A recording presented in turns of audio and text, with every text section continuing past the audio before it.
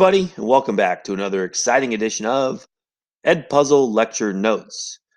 Now, today we have two daily objectives. Number one, we're going to explain the difference between codominant and incomplete dominance. Now, so far we've just been doing simple dominant and recessive patterns, where if you have one dominant capital letter allele in your genotype, you're going to have the dominant trait. For example, like fur color. If black fur in rabbits is dominant, if you have one black allele, you're going to have black fur. But with codominance and incomplete dominance, it's going to be a little different. Objective number two, use a Punnett square to calculate the genotypic and phenotypic ratios of these codominant and incomplete dominant traits. All right, I hope you enjoy it. All right, quick review. If you remember from, a couple weeks ago, remember, same has 4 letters. Same has 4. So, when you look at these terms, hetero, the prefix hetero, has 6 letters. That is not 4. So that equals different. The letters are going to be different. The alleles are going to be different. True breed, the prefix true has 4 letters. 4 equals same. So that means the alleles are going to be the same. They're going to be both dominant or both recessive. Pure also has 4. So that equals the same again. Hybrid, that has 6 letters. Since it's not 4, that means different. Homozygous, the prefix homo has 4 letters. Since it has 4 letters, we know it is the same. So different would be like big F, little f. And if you remember, when we're doing these Punnett squares, the monohybrids with just one trait, we start with a genotype of 2 letters, but we got to separate them. Because remember, you get one from mom, one from dad. Well, when you're a mom or a dad someday, you're going to give one to your kid, one or the other. So let's say big F, little f, heterozygous.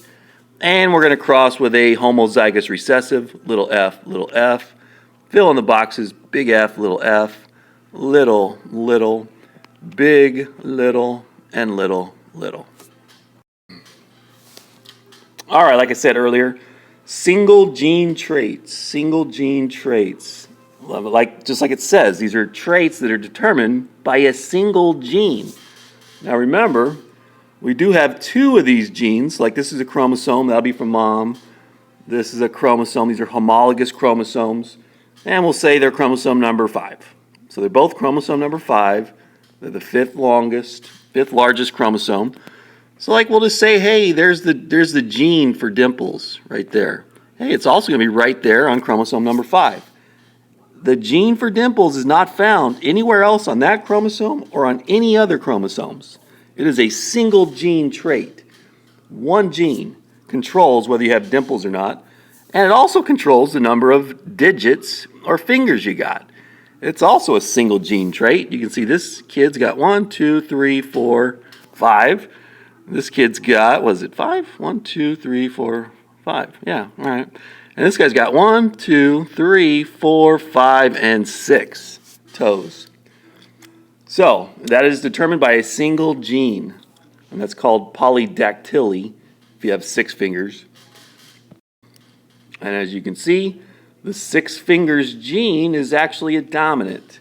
So to have 6 fingers, you can be big F, homozygous dominant, or big F, little f. Either way, you will have 6 fingers and 6 toes.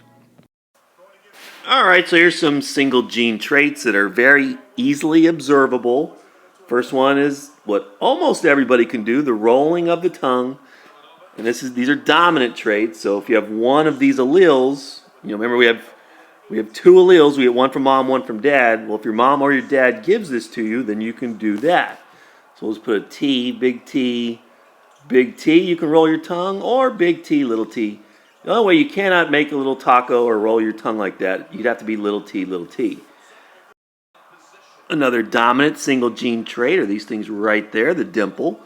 That's located on chromosome number 5. A single little spot on chromosome number 5 has the instructions or the code to make dimples. And that's dominance. You can have dimples with big D, or big D, little d. Both the same. You'll both have dimples.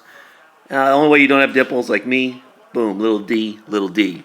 You get one little d from your mom, one little d from your dad. Single gene. So these are not controlled by several genes on several different chromosomes. Here's another one. If your second toe is longer than your big toe, that is much more rare. I can't do that. I can roll my tongue, but I cannot do that. But that's another dominant, dominant single gene trait. And a widow's peak is like a little V that you have on the front of your hairline. Now these are different. These are not single gene or monogenetic traits. These are polygenetic. So these traits are determined when you combine a bunch of genes together, a bunch of alleles. So it's not one gene. For example, skin color, geneticists think that the color of your skin is controlled by somewhere in the order of 312. It might be 318, I forget. But on last count, it's the low 300s. That's how many genes control the color of your skin. And that makes sense because pretty much everybody's skin color is a little bit different. Some's a little darker, some's really dark, some's really, really light. Well, all those different variations, those different shades, is because it's polygenetic. Same thing with height. That's why not everybody is 7 foot tall or 3 foot tall. There's so many different variations, 5'6", 5'5", 5'4", 6'3". That's because it's polygenetic. It's controlled by several different genes. Same with eye color. That's why even if you have green eyes, they could be like a darker kind of brownish green, a hazel, super light green. That's because it's controlled by more than one gene. Hair color as well. So these are polygenetic. So the other ones like dimples, that's single gene traits or monogenetic because it's controlled by one gene on one chromosome, where these are controlled by several genes on several different chromosomes. All right, so now codominance. This is different than simple dominant and recessive because in codominance there is no recessive. Both of the alleles are dominant. For example, pure red, first let's go the old school way. Let's say we crossed a red cow, pure red cow. We'll say that it's recessive, where it's white is recessive. So we'll go little r's. Now this is not how it works with codominance. This is how it will work with simple dominant and recessive. They'd all be big R, little r.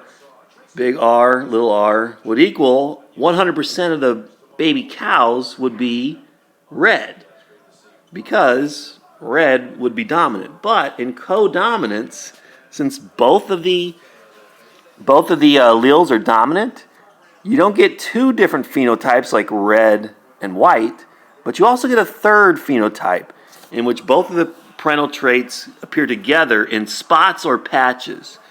Now, one way I remember this, instead of thinking of codominance, thinking of it as cow dominance. Cow dominance. Because you'll see on the next page, I'll show you how it works. And speaking of cow, there it is. Codominance. Codominance, or you can think cow. Because we've all seen cows look like that. How do you get cows like that? Well, remember, both red and white are both dominant. So there's no more little letters. So doing a little Punnett square, we'll do the dad cow is totally red. He's all red. The mom cow is totally white. Well, those little baby cows, they're all going to be RW, RW, RW. All the baby cows are going to look like that. So they're all going to be patches, some patches of red, some patches of white. Now, if I cross two of these guys, big R, big W, now, so an RW, red and white cow, crossed with another red and white cow. Now, this 1 out of 4 times, you'll have baby cow that's totally red. 2 out of 4 times, you'll have the red and white cow, like this guy. And 1 out of 4 times, you'll have the all-white cow. So that is codominance, where you have patches. You have patches or areas that have both dominant traits, but they do not blend together. So you don't get pink cows, you get red and white. All right, moving on. Incomplete dominance. It's kind of similar to codominance, but unlike the cows that you saw, codominant, cow dominant, they're red and white. This, in incomplete dominance, this is where you cross, like, say, a red flower with a white flower, and now we don't get patches of red and white. Now we get the pink, where the blending, the traits are blended together, resulting in a third phenotype. So we have three phenotypes. We got red, white, and then also pink in this incomplete dominant. So a simple little Punnett square for this one.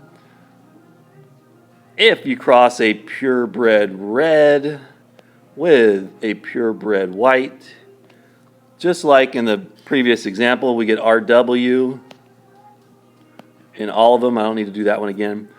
So 100 of the flowers will have the genotype of RW, and 100% of them will be pink. That phenotype of being pink. And there it is, purebred red crossed with a purebred white flower. All of their offspring baby flowers will be pink, and that once again is incomplete dominance.